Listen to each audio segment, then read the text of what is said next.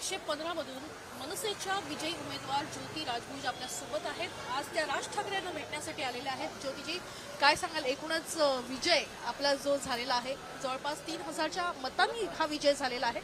समोर भाजपा पक्षाच्या उमेदवार होत्या। कशा पद्धतीचा हा विजय वाटतो तुम्हाला आणि काय नेमकं कुठल्या पद्धतीचा सामना तुम्ही केलाय? सन्माननीय राजसाहेब ठाकरे यांनी जो आमच्यावर विश्वास टाकला त्या विश्वासाला खरंच सलाम मनापासून, त्यांचा आशीर्वाद। आणि लढताना समोर BJP होती। तुम्हाला BJPचा सगळा विषय माहितीच आहे।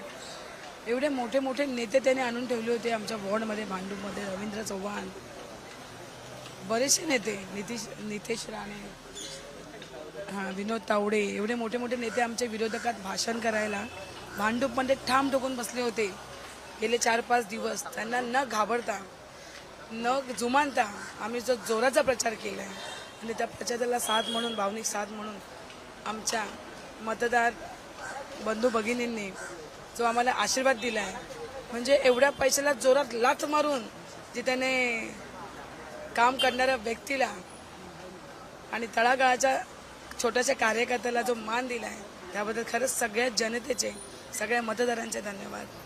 आणि जे BJPने आमच्याशी छळ रचला, सगळा आमच्याबरोबर, सगळ्याच बरोबर छळ रचला, त्या छळाचा त्यांना चांगलाच शिक्षा घडलेली आहे। आणि राजसाहेबांना मानणारा जो गट आहे, राजसाहेबांना मानणारे जे भांडूपची जनता आहे, राजसाहेबांना मानणारे महाराष्ट्राची जनता आहे, त्या पाठी, राजसाहेबांच्या पाठी नक्कीच ती जनता भरपूर आणि भरपूर आगोशात आहे। आणि हा विजय महाराष्ट्र नवनिर्माण सेनेचा आणि राजसाहेबांचा आहे।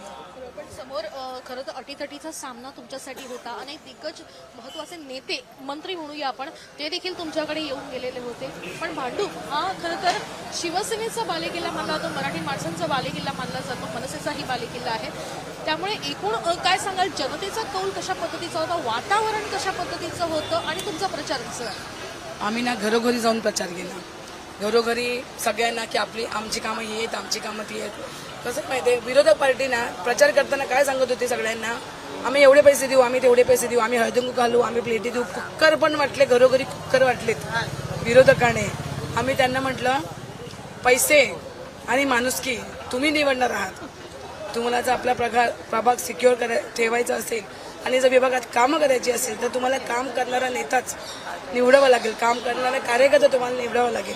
आणि जनतेने जेव्हा आम्ही प्रचार करत होतो तेव्हा जनतेने सगळं सांगितलं होतं, कोणी कितीही काहीही वाटू दे, सोनं वाटू दे, पण आम्हाला माहिती आहे आमचं महत्त्वाचं मत कोणाला द्यायचं आणि आम्ही ते तुम्हाला रिझल्टच्या दिवशी दाखवणार। आणि जनतेने दाखवलं ते। पण दोन्ही पक्ष एकत्र होते, दोन्ही ठाकरे एकत्र होते, याचा कितपत फायदा वाटतो? खूप खरं तर ना, शिवसेनेचे जे कार्यकर्ते, जे पदाधिकारी आहेत, हे पदोपदी आमच्या बरोबर होते।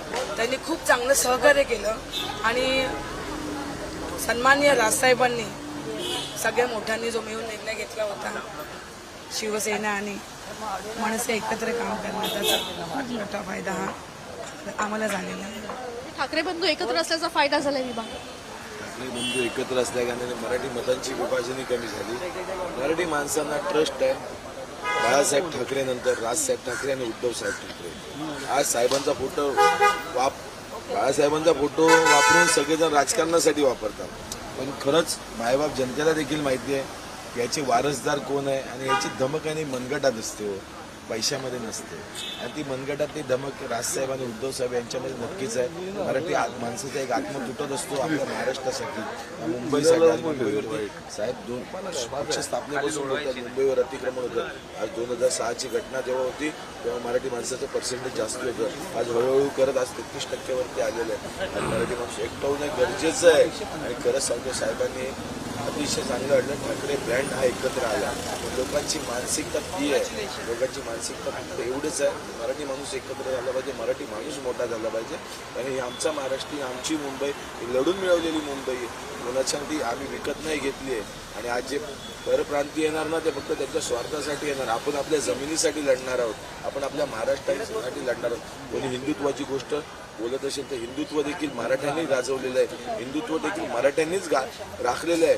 भारतीय जनता पक्षाच्या नेत्यांना मराठी माणसाबद्दल भयंकर द्वेष असतो, कधी त्यांच्या तोंडातनं असं मुखातून नाही बोललं आय लव्ह मोहम्मद खान हे वेगवेगळे जे शब्द वापरतात ना, आय लव्ह महादेव, हे चुकीचं आहे.